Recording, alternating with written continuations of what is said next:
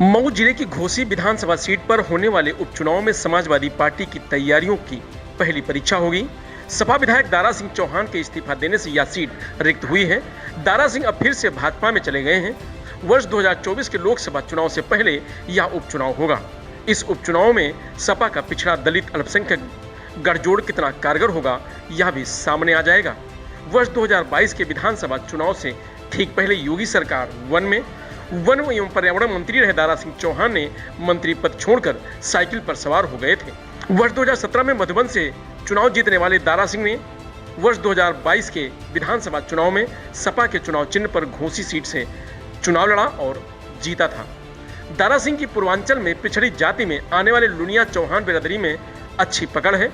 वह अब भाजपा में शामिल हो गए हैं और सुहेलदेव भारतीय समाज पार्टी प्रमुख ओम प्रकाश राजभर भी एनडीए का हिस्सा बन गए हैं। ऐसे में सपा को सीट बचाने के लिए बड़ी मशक्कत करनी पड़ेगी।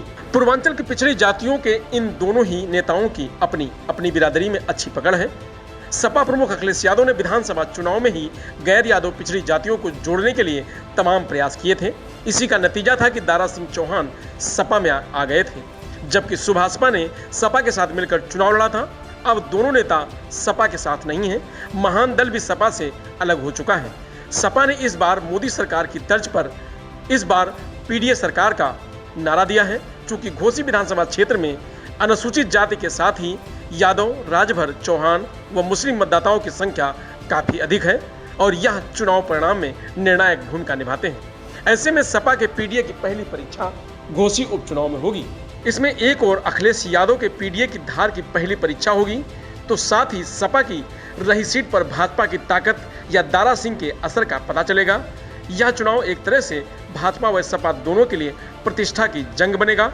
सपा के सामने अपनी सीट बचाने की चुनौती होगी। हालांकि एक सीट पर हार जीत पर सरकार पर कोई फर्क नहीं पड़ना, लेकिन इस उपचुनाव के नतीजे से संदेश गहरा होगा। Bureau report, Prabhat Khabar, UP. प्रभातखबर.com, विश्वास वही, रफ्तार नहीं।